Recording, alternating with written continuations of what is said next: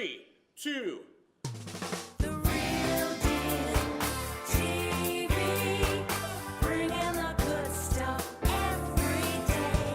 The Real Deal TV, Real Deal TV. Hello and welcome to The Real Deal. I'm Lisa Redl. I'm Candace Chisholm. And today's a very special day for both of us. It is. We're celebrating International Women's Day. Yes. So this week that we're actually taping this show, all of our shows are taped, live to tape. It is International Women's Week, I guess you would say. And what I've noticed with International Women's Week is it's so much women. Yeah. Which is great because we love what we're doing here, women supporting women. But we brought in the men's.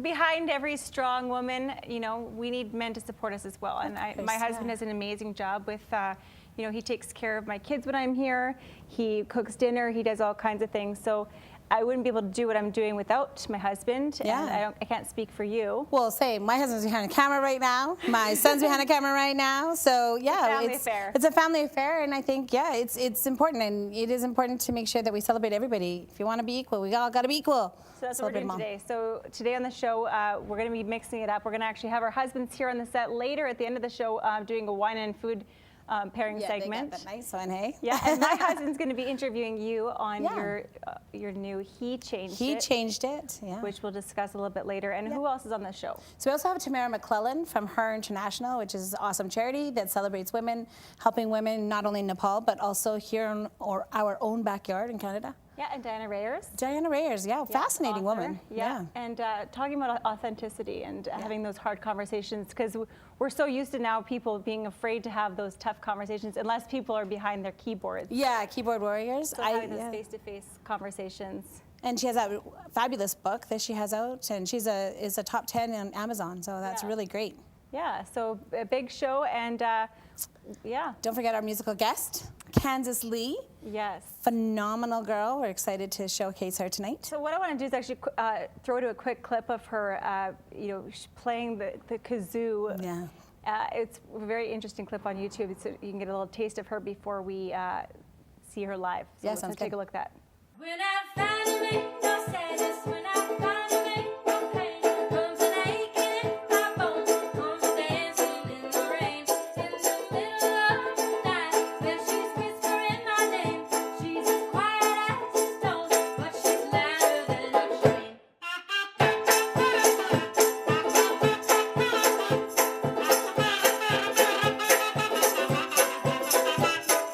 Isn't that cool? It's so great. I love her. I can't wait. I love just the quirky, people doing things differently, you know, like And she's just that artistic mind, like she was saying, how she writes songs, and I did a little bit of research on her. She's a fantastic girl. Yeah. So let's get right down to it. Let's welcome our first guest. Welcome to the show.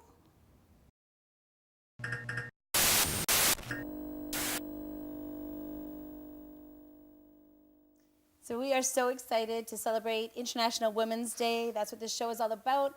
And we are so happy to have Tamara McLellan. Welcome to The Real Deal. Thanks for coming here. So tell us a little bit about yourself. I want people to know who Tamara is. Oh, man. Okay. So I'm a mama living here in the Okanagan. I have a 2.5-year-old.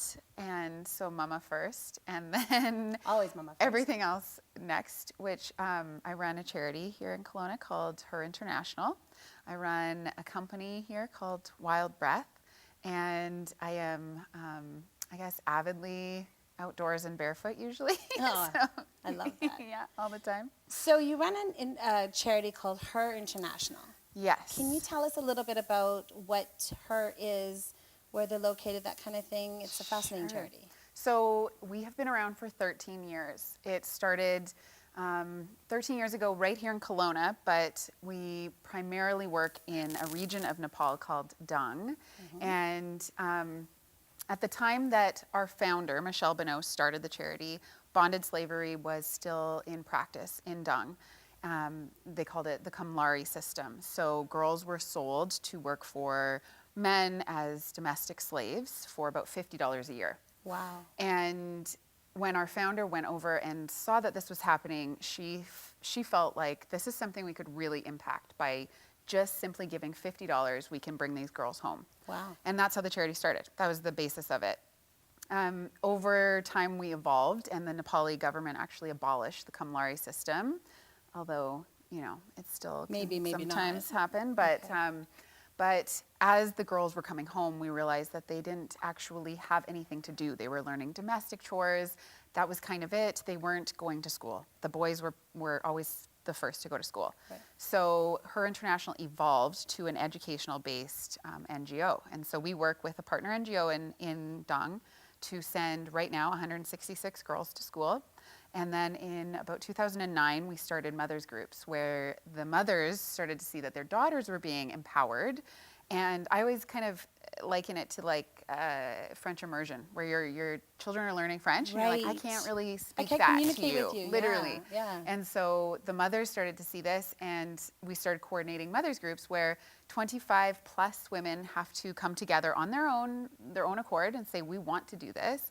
They gather, and it acts like a therapy group, but they also get literacy and numeracy, all kinds of different kind of courses, and they save money each time, and then they loan that out to whatever woman needs it to start her own business. So microloans. So microloans. Micro-lending is the model, and so now we have about 1,000 women in micro-lending groups. Wow, that's incredible. So it's not just about, here, we're going to give you this money so that you're no longer bonded. I didn't know that's been abolished, but it's actually about teaching them something. It is, and lots of the women in those groups actually are taking their loans to pay their own daughter's tuition so that we don't have to. So it's this sustainable kind of function where once they start getting a bigger pot and they're able to loan a few more loans out, they can actually take their girls out of our programs and send them to school on their own. And they're starting to see the value in the education and in investing in their girls. That's incredible. That's pretty cool. So you also have a program that is dealing with some mentorship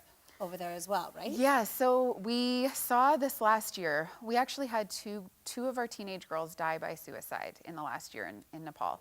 And mental health is something that's not spoken about as much there. Right. Just culturally, it's not as in the open. And so we decided we needed to do something. And what could we do at that kind of ripe age of 12 to 17 when things get really hard So vulnerable. for all girls, anywhere they are. But most specifically, the girls in Dang, they have school chores, but then they have all these household chores as well on them. And it was just being too much. And so we collaborated with a business out of Calgary, Alberta, who is run by a very successful female entrepreneur. And she said, I want to leave a legacy. And she had the name Hero Girls trademarked. Oh. And we had this programming that's about an 8 to 12 week program that creates leadership and entrepreneurs at this age where they kind of have hope for the future. And together we partnered, and now we have Hero Girls. That is incredible. And again, it's going back, like you said, that sustainability. So then with their children, the imprint of trauma will be a little less and a little less with Completely. every generation. Completely. So one of the things I know with charities is that a lot of times there's pushback where it's like, well, what about people here in Canada? You know, that's great you're helping somebody in Nepal, and a lot of people don't, they don't concern that at all. But some people do. Do you ever run up against that? All the time. Yeah. So on International Women's Day, we host an event called Hope in Her Eyes. And this event came from that exact conversation that I had all the time. People would always say to me, why Nepal? Anyone who had been there or who had even traveled to another developing country like it, they were like, of course, we get it. There's a need. But I have a father and two older brothers who I call my yeah buts. And every time I went over there, they'd be like, yeah, but what about the people here? Yeah. And I kind of got tired of it being an or, either here or there, Right. and really wanted to make it an and. And so our event, Hope in Her Eyes, is about making it an and. And so we partnered with a local charity. And we decided, at a certain point, we can't reinvent the wheel, nor do we want to. Yeah. We are a women's charity that is all about collaboration. Feminine leadership is all about who is already doing it and how can we help. And so one of my first kind of gigs as co-executive director of Her International was to reach out to all the women's charities and just say, what can we do together? Nice. And Hope Outreach goes out on the streets every night with the women on the streets. And we thought, okay, they work with women on the streets here. We work with women in very rural and similar poverty-like conditions in Nepal. How can we come together? And we put this event on. But this year I had a surprise. I wanted to shift the way people thought about international development. And I started asking myself, you know, what is wrong with aid? Why hasn't it worked? Because there's been so much focus on aid, but we still are seeing similar problems everywhere. And I have a bit of an idea that the aid we see on our TV screens is actually oppressing people more and contributing to the issue more, because they victimize people overseas. They say like, oh, they're so poor, they put them in this victim state that they literally can't get out of.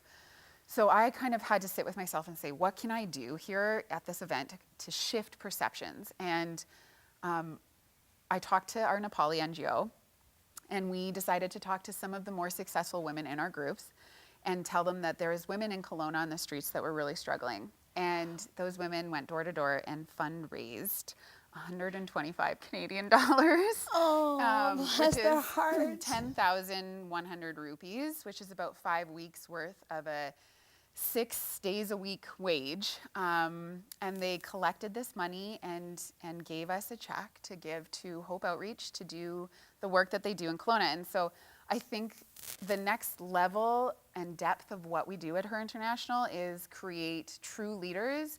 And instead of trying to be a voice for the voiceless, because they have a voice, we are going to try to build platforms so that they can bring their voice to the world. That is beyond beautiful and so encouraging, and actually something that I think we all need to actually take a look at, because I do know that there's people in a lot of other countries that look at us and they feel bad for us because they see us on the hamster wheel and they see, right? And again, it's a perception. These women are wealthy in community and spirit, and I saw that when I was there. Like, they really do have the enoughness that I think that every woman really craves, is just to feel like they're enough. And these women in Nepal have that, and there's definitely pieces that we can add with financial means to get to the next step. But I truly think that if we invest in them, they will become the next leaders of the world, and it'll come back to our communities tenfold. Absolutely. We have to wrap up, but before we do, one really quick, I need some information from you, because you recently had an incredible milestone. So you spoke at a TED Talks for women here in Kelowna, but what has happened since then?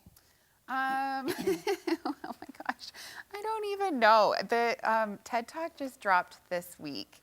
And the TED Talk was on feeling your way to freedom. And so in it, I talk about how in the developed world, we really have a personal relationship with freedom in a different way than bonded slavery. And so I started researching freedom. And there's 2 terms that were coined by Russian, British social and political theorists, Sir Isaiah Berlin, called positive liberty and negative liberty. And positive liberty is what we kind of deal with, and it's just really trying to live lives where we feel like we are free, that what we do in a day actually impacts our destiny. And negative liberty is more like actual chained, oppressed, bonded slavery. And so in the TED Talk, I spoke to my own personal experience of really advocating for my own freedom as a single mom, as someone who runs a charity and, you know, doesn't necessarily have the financial means to have all the freedom in the world. I really had to toy every single day with, what does freedom mean to me, and how can I access it every single day? And so my talk profiles what my little formula is for trying to access that and feel it every day. And then it brought 2 of our women in Nepal who are so incredible and leading the charge there in as the expert voices about freedom in places that we don't really know about. And so it's been a wild week since it dropped. Well, we're going to make sure that all of that information gets put up. So we're going to have it for you guys to access, because you really do need to see this TED Talks. It was incredible. I was there live, and everybody I was with talked about it for weeks to come. We'll make sure that you get that information. Thank you so much, Tamara, for joining us on this incredible Women's International show. And all of Tamara's information and how to contact Her International, Wild Breath, and of course her TED Talks will be up for you guys. Thank you.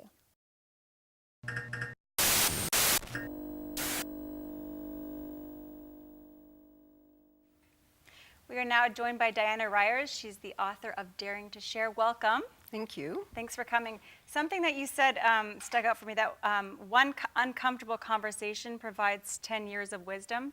I really like that. Can you explain that quote to me? Yes, I've gone through so many uncomfortable situations in my life. I'm 58 years old, and I think I spent about 25 of those years moving through uncomfortableness and not welcoming it, and not wanting to move through it. Until I realized that moving through those uncomfortable places and experiences in my life and having those uncomfortable conversations were the ones that took me to being more comfortable. The reason why that one stood out for me so much was because it seems these days people are scared to have uncomfortable conversations. They avoid it. And now with things like online, like social media, things like that, people sometimes will have uncomfortable conversations, but they're hiding. Whereas not like that, face-to-face kind of Right. interaction. Right. So what's how do people have uncomfortable conversations? Right. So it's about living in within your authentic self, being very clear about how you want to show up in the world. What is it that I actually want to say to somebody? Do I want to say something that they're expecting me to say, or do I actually want to have a real conversation that we can connect with? Right, and that's the whole point of our show is raw, real, relatable, and having those kind of discussions. We have people of different viewpoints on our shows discussing and debating. Now, just take me through this book, Daring to Share. So this is, you collaborated with some other people, 8 other individuals? Yes. So they're men and women, and that's what this book is all about. It's daring to share those uncomfortable conversations or experiences, and being able to do that so that they can move from what we call from there to here. So I'm an authenticity coach. So moving from a place of showing up in the world within inauthenticity, which is basically not in line with your core values, and then finding the strength through some kind of awareness or an awakening whereby you felt like you weren't showing up as your authentic self within your truth, sort of a self-deception. And then Like people pleasing? Would that be in that? yeah, people pleasing, but also pleasing yourself because you're feeling uncomfortable. Right. And so sometimes it's easier just to block it and stay there. But then there comes a time when you can't sustain that anymore because you become emotionally drained. Right. And you start disconnecting. You start disconnecting with self, with others, and the world. Okay. And so you reach that capacity whereby you have to move forward to your authentic self. So what's the most uncomfortable conversation that you've had to have? The most uncomfortable, that's a tricky question. Let's get right into it. That's okay, because that's my story in the book. I'm the last chapter, chapter 8. Okay. And the uncomfortable conversation was what I had with my mother not long ago. She's 89 years old now. And because we never had uncomfortable conversations, we never spoke our truth with each other, we basically damaged our relationship. And so for about 20 years, we were totally disconnected, and it's a regret. I mean, you feel bad about that. But this last summer when my daughter got married, my mother came to the wedding, and we drove up to Ucluelet, and I decided to have the courage to have that uncomfortable conversation. And we got it all out on the table. Well, how did she receive it? She actually didn't realize that any of that even happened, that she didn't even understand my perception. So my story is all about perception, my perception of the truth. Right. And how, perception is a tricky thing because it can be real or not. And so if you don't have the conversation about what's going on, whose perception is real? Right. So how did you get into this line of work? 15 years ago, I was diagnosed with rheumatoid arthritis, and I was devastated, not only because I had a disease now, but because I felt like I had no control. So that was my awareness throughout my journey from there to here. I suddenly realized that I had been controlling my life for a very, very long time, and showing up in the world not in line with my values, not in line with my truth. I didn't even understand who I was anymore because of that. I thought, who am I? Who am I without my children, without my husband, without my friends? If I was living in this world by myself, who would I be? What would I be passionate about? What would make me want to get up in the morning? What would make me want to move through the day? That's a very, very common thing with mothers, especially, is trying to, especially living in North America, all the pressures that we have on us to not only be, mothers to our children, but also to have a place in the world. And have you had some experiences with other mothers where you've talked them through that and finding out who yes. you are? Because I mean, I've gone through it where I'm like, you're piled high in laundry and broken dreams, and you're like, Yes. who am I? Who am I? And it's a really tough It's very spot. tough. So as an authenticity coach, I worked with many people, some, in different roles, so mothers, fathers, couples, because men go through this as well. Is there such thing as balance? I have that question all the time. I am a highly driven Virgo. I fought that for so many years because people would always tell me, Diana, just sit down, take a break. You need to slow down. You're doing too much. And I finally have realized that, no, that's not who I am. I'm a self-starter. I'm driven. I want to make an impact in the world. I believe in supporting people to show up as they are, really fully connected with everything around them. And I do that every day, all day long, whether it's through the books, whether it's, I work with the Caris Society, with the women there. They're writing a book with me. And I get up at 6 a.m. and I don't stop until 8 or 9 at night. So is that balance for me? It sure is, because it feeds my soul. But someone else with a different personality or different values, that would not be balanced for them. Right, so everyone's different. Well, it Everyone's sounds like different, yes. from the beginning of your book that you have a very supportive husband, Hank. Yes, I do. So, with every strong woman or strong man, there's someone Yep. behind them, right? So how has Absolutely. your husband been a support for you? He's super supportive in that he simply allows me to be who I am. He doesn't let me obviously just, we have a partnership, so we also have a life together, but he definitely recognizes that I have my own life and my own passions, and that they're very important to me. And if I didn't have them, then I would never be satisfied. I would never be fulfilled. And So that makes he's- you guys a strong partnership. Oh, 100%, yes. Okay, well, how do people find more of your stuff? So how do we get their hands on this book?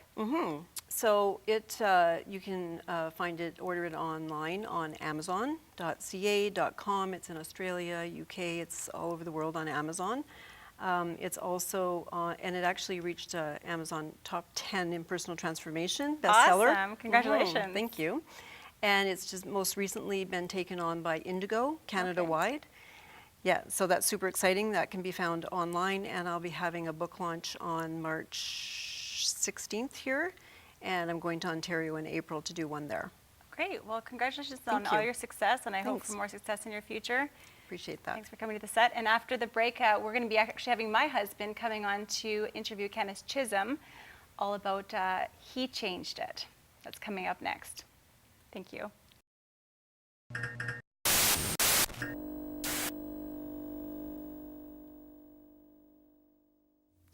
Unique New York. I'm here with Candace Chisholm. Hello. And you are creator of She's Changed It. She changed it. She's Yep. Changed It. So tell me about that, because I'm new to this. Tell me about She's Changed It. And now He Changed It. What are the similarities? What are the differences? Well, actually, She Changed It. So we've been doing She Changed It segments on The Real Deal, and it is about highlighting women who are changing their lives. Kind of like an answer to the Me Too movement, in the sense of we heard a lot about negative things with the Me Too movement, and understandably, it was good for awareness, but you just haven't heard much about the good news and the good things that are coming out of it. So I wanted to put some good news out about how women were changing their lives. Okay. So that's how She Changed It started. And then I started to look at, I'm like, well, we have to live on this planet with men, so we have to make sure that, We do. right? I mean, as long as we birth them, we have to live with them. So I thought about He Changed, and I thought, there's really no space for men. There's a lot of noise in the lane of women empowerment right now, which again, is great. But we also can't forget the fact that men need a community too. Okay, and so you created a men's only app? Men's only app. Tell me a little bit about that. So we are about to go to launch with it, and it is a space where men can go to be together, to learn. It's about being preventative with mental health. So there will be aspects of resources, et cetera, with mental illness, but mental health is a preventable thing, right? So it's about physical health, emotional health, spiritual health, and making sure that men have somewhere to go to communicate with each other, to chat about things like, you know, maybe there's things that they want to discuss like law or what's the best workout for something. There's a whole bunch of different subjects. But at the end of the day, it is men's only because I think that we have gotten away from the fact that men are different than women. Like, we try to change you guys. It doesn't work, for the record. It doesn't.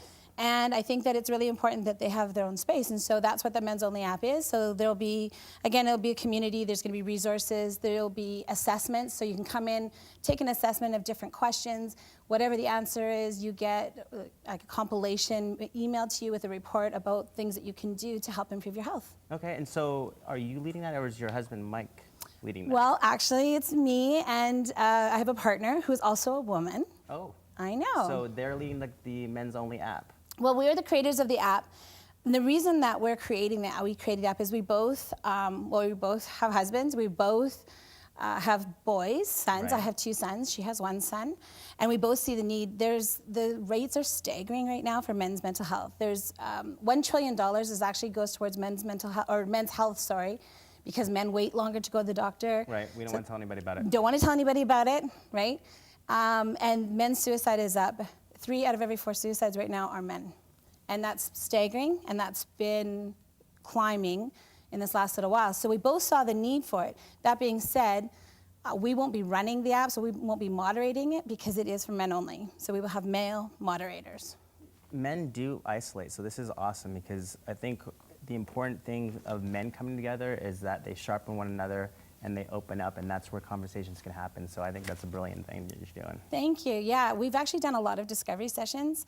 So we've brought men together into a room and we said, hey, what are the things that you would like to see? What are some of the things that you don't see already out there? We know that currently we're the only one in this space, which is really important for us. But at the end of the day, it is important to get this into the hands of the men so that they can go in. And there's one of the best features I think about the app is there's an anonymous toggle. So you can switch over to be anonymous and then partake in a thread. Maybe it's a question that's a little embarrassing. Right. Takes the judgment out of it, and then you can get answers. Also on the app will be experts. So just like in Twitter or Instagram, there's verified people with a check mark. We'll have verified experts that can go in and they can actually have they can answer some of the questions from an expert. So it's going to be, I'm so excited for this. I'm excited for my kids. I'm excited for men around the world. It's such I know a need. speaking from me, but in a lot of men, it's hard to be vulnerable and it's hard to find a safe place where men can get together and just be open and honest. So how do you expect to facilitate that with this app? Because it is gender-based solutions, so because it is moderated by men, when we asked that question, most men said, you know, we're just so excited to have a community to go to. Right. And because women aren't going to be in the app, so they will have that trust that they'll be able to gain right away. And the one thing that I know, because we get a lot of pushback about how can you create a men's only app, especially in today's social climate. Yep. But it's because it's 2 women are creating it and because we see the need. And like I said, I'm a mom of 2 boys, and I don't see us having a world where it's female only and anytime soon. Not that we want to get rid of you guys. But I do think that it is important for these guys. So that's where, and I've created She Changed on the other side. So it's just equal. So any specific challenges that you see in the future with this? The biggest thing will be getting it into people's hands, getting it into men's hands. We have some really great partners that are coming on board with us in the mental health aspect of things. Some great businesses that are coming on board and partnerships. So it's about getting it into people's hands, getting them to use it, getting them to understand how it works. You know, another one of the features that we have is a tracking type of an idea. So you can go in and say, okay, this is how I feel today, and this is why, or this is how I'm doing, and you can have communities that surround that. So we're hoping that in doing that, it will give men a space to go and feel like they're being heard. No, I think that's awesome, and I think men in particular are habit-formed creatures, so it's something you have to make sure they can check in every day with. Yes. And that's where the accountability happens. Exactly. So where can these guys that you want to recruit find out more information? So we'll be setting up very soon our social media pages. So our Facebook page, we're going to have a group. called He Changed It, and they can go on, and I want to hear about stories, not me, but my male moderators Right. are going to hear about stories and whatnot, and I think that that's really important. And then once we release the app, we'll be doing a big marketing push, and we'll be getting beta testers, and we'll have some really awesome ways for men to be beta testers with it. Count me in. I'm in. Yay! Awesome. Thanks, buddy. You are amazing. You Host. are the best interview I've ever had. Thanks, buddy. Let's go out. Let's break out in this one song just All for right. me. I wanna shoot, baby, Shoot, shoot, shoot, shoot, ba-doop, shoot, ba-doop, shoot, ba-doop, ba-doop, ba-doop.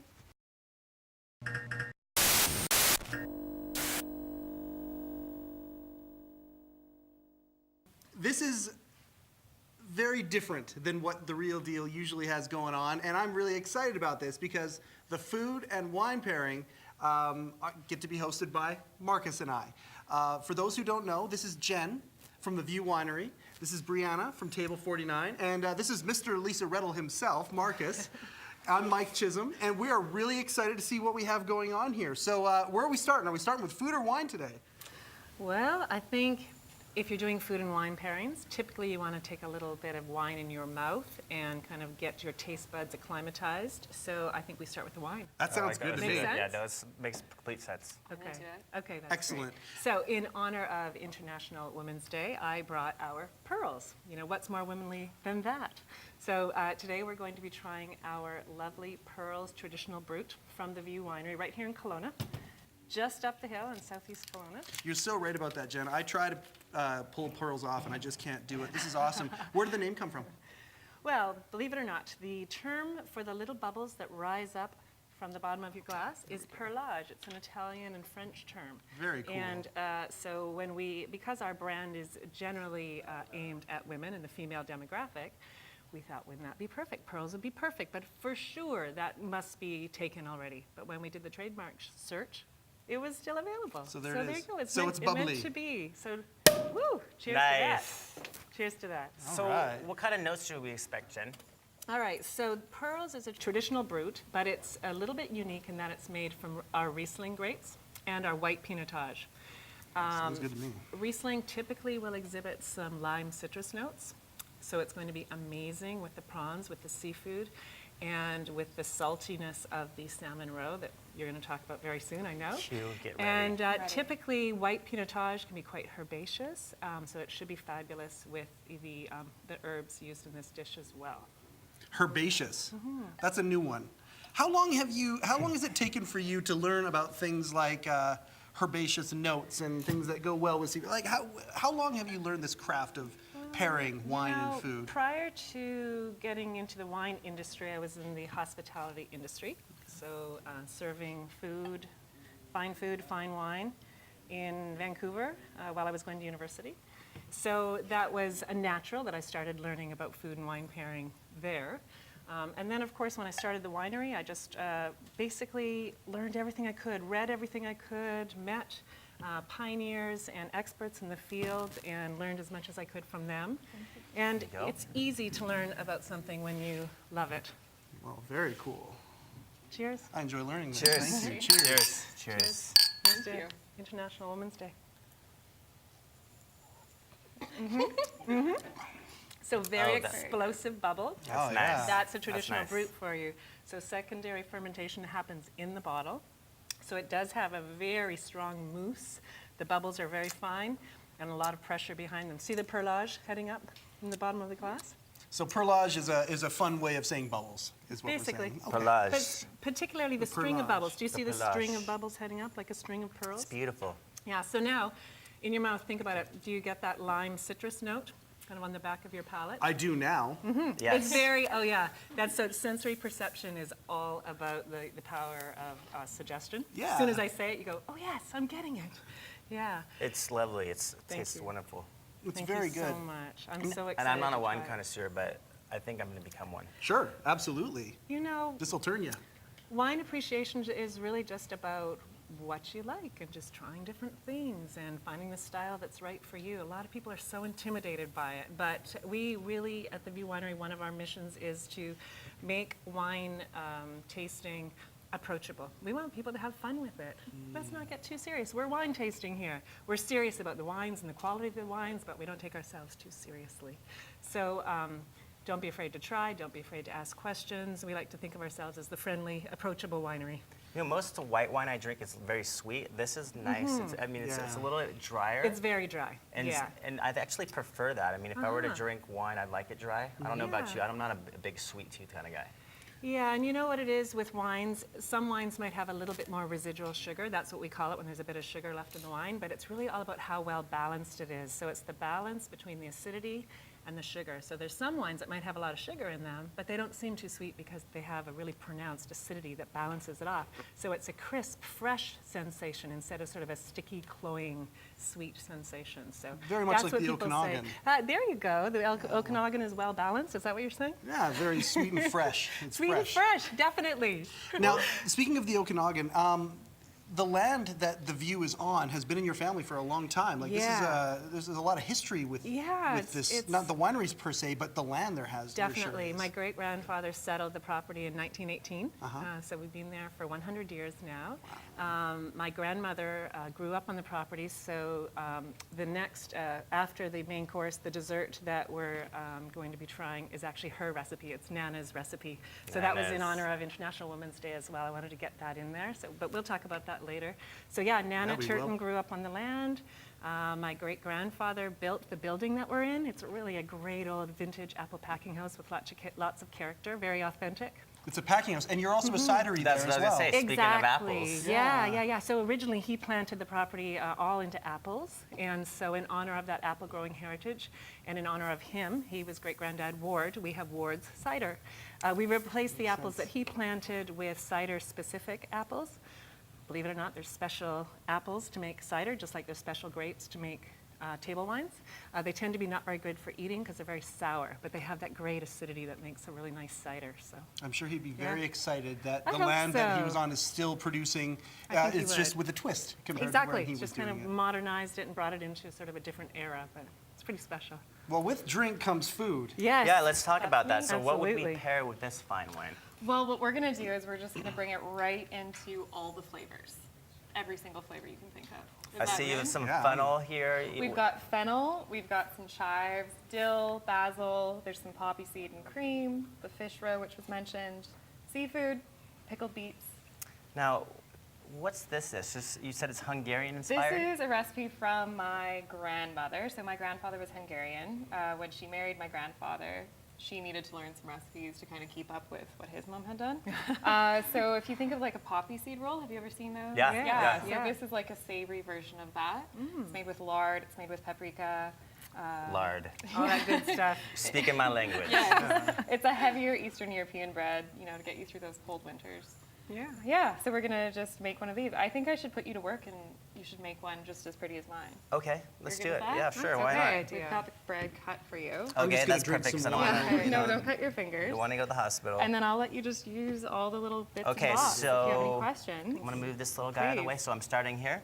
Yep, that's going to be the cream cheese. So I've blended some full-fat cream cheese, which is actually hard to come by these days, Oh, yeah. with some homemade ricotta. Okay, I'm very inspired by Italian nonna cooking. now Yeah. next step. Well, what do we got there? We've got beets. So these are Okay. pickled beets. I'm going to throw a pickled beet. Yeah. Actually, should I throw two? I would throw two. Okay, actually. let's throw two pickled beets. Absolutely. So I forgot about the pickled beets, pickled with vinegar, obviously. These ones are actually pickled with grapefruit juice Oh, and interesting. blood orange juice. Is that going to complement our dry it wine? will, absolutely. Okay, Even perfect. if Because it I don't was- want it- to. I don't want to. It's because the acidity in the pickled beets will match the acidity in the Perfect. bubbly. It'll be Totally. great. Yeah. And then some Big old prawn. You can throw prawn one of those. before the jalapeno. Oh, that's yeah, on the top. Yeah, Okay. let's throw a prawn on. So Throw these a are prawn. from Codfathers, sustainable. I was going to throw two, but I'll throw one because I No. just noticed you had one on there. All good. Okay. These have been roasted in like a sambal oleg, so that's a chili and garlic paste, and then deglazed with some white wine as well. Oh, perfect. Yeah, beautiful. Deglazed with some white There wine. you Let's go. let's Exactly. let's drink to that. Cheers to Cheers. that. Cheers. Seriously. What else have we got? Okay, and then I would go with the salmon roe next. oh, salmon We can roe. make a cute little pocket for it. What? So, I'm sure our guests know what salmon roe is, but let's explain It's what's basically similar. fish eggs. It's Yes. packed dense with nutrients. You're going to get so many vitamins out of this, but it I also love it. adds like a Omega-3s different in there. texture, I think, as well. There you go. It's got a good salty finish, so you don't need to add too much salt to anything because it's a natural salty food. What else we got? excited. Jalapeno. Garnish. I'm excited. Jalapeno. I like a little spice. Yeah. Whenever I'm working with hot peppers as a garnish, you're going to be mandolining those, so they're really nice and thin. You're not going to be overpowered by them or anything. Okay. Then little we've got- garnish? Yeah, all the garnish, a little bit of fennel as well. Little bit which of you can fennel. tuck under there maybe. Yeah. Tuck her in a little bit. I was just Yeah, gonna throw it right on yeah, top because absolutely. try to tuck this baby at this point, it's not gonna work. Yeah, perfect. So there you go. You're done. All right, You're so ready to go.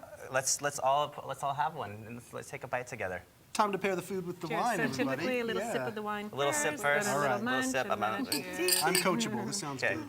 Cheers. Cheers. Oh god, Oh yeah, that works. it's so good. Oh, that works. It's like every flavor That is you heaven. Holy It's smoke. like a combination of every flavor you could ever want in your mouth. Oh, that's so good. Okay, we'll sip. It's really good. It's really you. good. You're hired. Awesome. Perfect. Sign me Next Absolutely. party that we're hosting, she's coming. up. Would love to. Yeah, I have a birthday coming up. Hint, hint. So, we have the wine. Yeah. We have the savory. I think it's time for the sweet. Yes. Now, Jen, correct me if I'm wrong, but this looks like this might be Jello shots all grown up and classy like. Is that what that is? Good point. What do we have here? Well, Oh, that's so good. remember, I keep going back to International Women's Day, and I wanted to honor two women with this dessert. My Nana Turton, who grew up on our property. Every New Year's, my Nana would make this amazing sherry jelly. So she's British, or a British background. She was born here in Canada. Her parents were British. It jiggles. It jiggles. And of course, in Beautiful. Britain, they call what we would consider jello, they call it jelly. So I've called this jelly. It's our rosé jelly. And it's kind of a twist on Nana Turton's sherry jelly. So it still has alcohol in it, and it's really just pops with the strawberries. The other woman I wanted to honor with this is a really neat young woman that I grew up with right in Southeast Kelowna, and her name is Jennifer Schell, and she's just writing the BC Wine Lovers Cookbook right now. And she's featuring this dessert and our wine in her cookbook, so it's really exciting. She couldn't be here this evening, unfortunately, but The story behind this dessert is making me feel even better about eating this dessert. I feel like I'm a hero for actually eating this. Absolutely you are. All right, I You support are. women by eating this. Okay, I'm down with that. So, Strawberries, whipped cream, you can't go Yeah, wrong. so right? And basically, rosé. it's really rosé. easy, you guys. I mean, I just whipped it up late last night, sliced the strawberries up. You could use raspberries if you wanted. This particular rosé expresses a lot of strawberry notes, so the strawberry makes sense. Basically, you steep the strawberries in the rosé wine for about a half hour to an hour. Then you heat the wine. Don't boil it, because you boil off a lot of the flavors and the alcohol. So heat it till it's Don't want to almost get rid of boiling. the alcohol, everybody. You want the buzz. And then you work with the gelatin. You combine the gelatin with the wine. Put the strawberries in the dish. Pour the mixture in. Put it in the fridge. Voila! You wake up the next morning, jelly. That sounds great to me. I'm So ready. this is a fun pairing because it's not only are we pairing the food with the wine, but the wine is right in the food. So that's kind of neat. So let's do this. Let's do it. I'll take your sparkling glasses, Perfect. your Okay. flutes, or not if you want to finish it. That's okay. Yeah, maybe I'll just hold on to this, actually. Okay, sounds good. That's all right with you. And I am pouring I drank our mine already. red shoe rosé, You guys better catch up, too. which is made from our Pinotage grapes. So the grapes are red, obviously, but after we press them, we use a method called saignée. We pull the juice out of the tank after it's just sat with the skins for just a short time, and that's how much color is extracted from the skins. Isn't it pretty? That's so pretty. Absolutely. Yeah. Really beautiful. Almost as pretty as my wife. Your wife is so beautiful. So I will take that as a compliment. Okay. Sir. So with an aromatic wine like this, what you really want to do, Breanna, I forget which one, I think this one's yours, sweetie. Oh, thank you. What you want to do is, now with the bubbles, I didn't encourage you to swirl. You don't want to swirl bubbles because that swirling. you lose the bubbles that way. But with these wines, the still wines, especially when they're as aromatic as this one, you want to give it a good swirl and get a little bit of oxygen mixing with it on a molecular level. That just opens up the nose. Gotta get the swirl. Oh, yeah, the swirl going. Huh? Yeah, there's a bit of a trick to it. But man, does it ever augment the whole experience? Yeah, Makes it a lot better. Oh, Definitely wow. brings out Isn't the it flavors incredible? when you do that. It So- pops like a firework. It's just There you go. I wow. love that analogy. So strawberries, watermelon, a very fruit-forward rosé, but then it follows through with a really quite a dry finish, some pink grapefruit notes. I'm a fan. I'm a fan too. Notice I'm doing the thing. You should try it. Give it a try. It's hard. It's hard to look dignified, but there you go. And it also augments the whole experience. It's delicious. We only have a moment left here. Okay. Do we have time to try Oh my gosh. the jelly? You must. Of course Okay. we do. You must, even if There's it's just always, really even if quickly. we have to Thank go goodness. extra. Here we go. right. Ta-da. This is really fun for picnics. You can just put it in a mason I'm gonna jar let if you you try want this and one. throw the lid on and take it to the park. Yeah, you guys go ahead because I know what it tastes like. Well, Okay, heavens. if you All right. insist. Yeah, if we have to. We still must go on. Oh my God. Very good. That is so good. So I good. love the oh my God, that's It's so so great. good.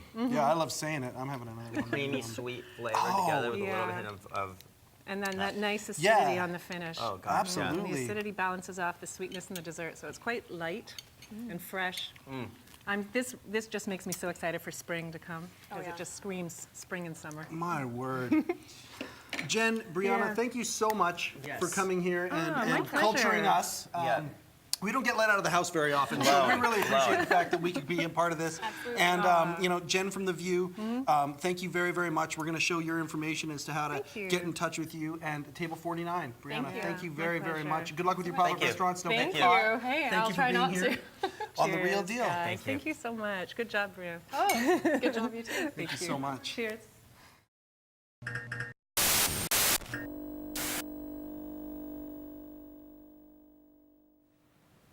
And here with a song from her album Open Meadow, Kansas Lee.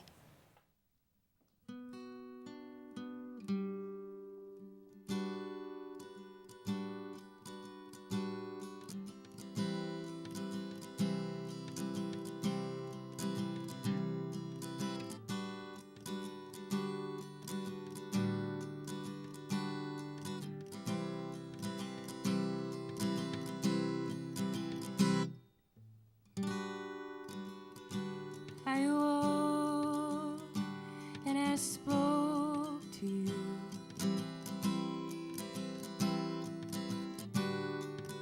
I rambled on and on for an hour or two.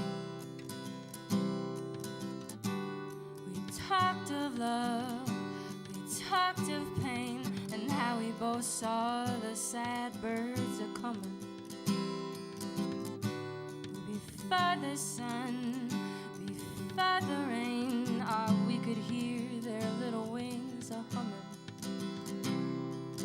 Oh, my time wasted on what I found in every logical piece of my mind on your floor. Well, I always do this to myself.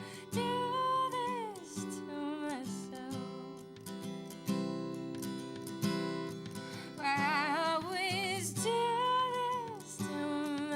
this to myself. Painted in red, I'll be painted in blue.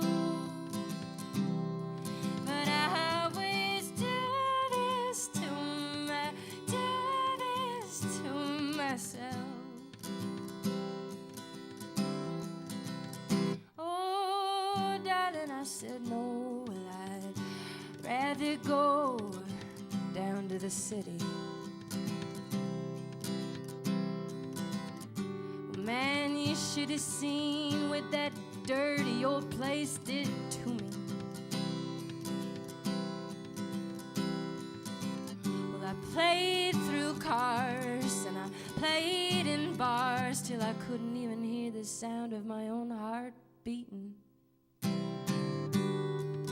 she said I romanticize life, and that's why I'm always feeling so defeated.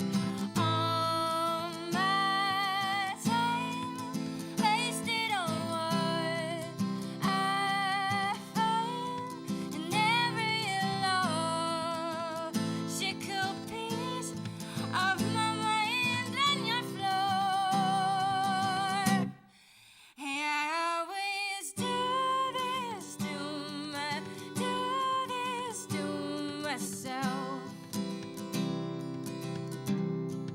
I always do this to myself. Painted in red, and I'll be painted in blue.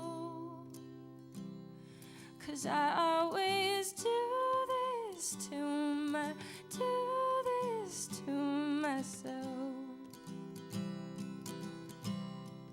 Darling, don't you?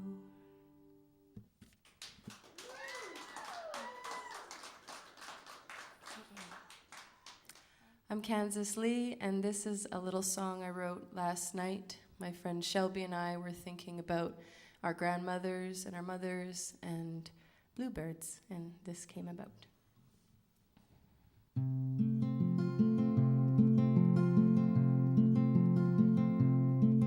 Do you know the mountain bluebird?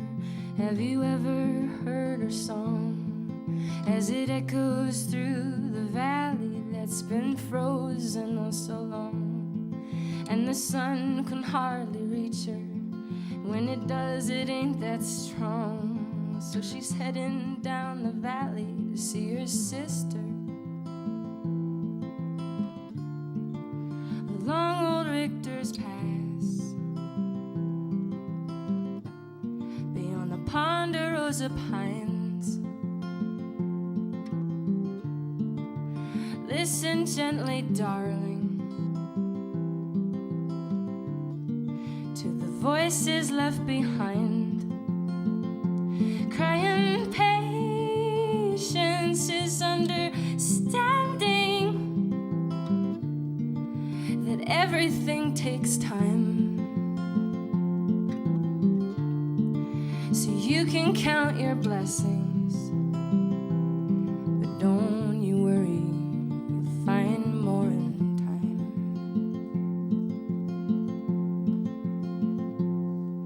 With the big bright blue before her, she can see the song she sings on the path by her mother's who gave her both her wings.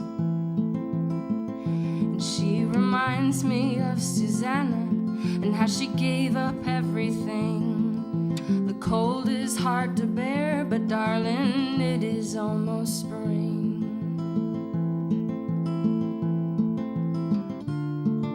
Along old Richter Pass, beyond the Ponderosa Pines. Listen gently, darling, and you will soon find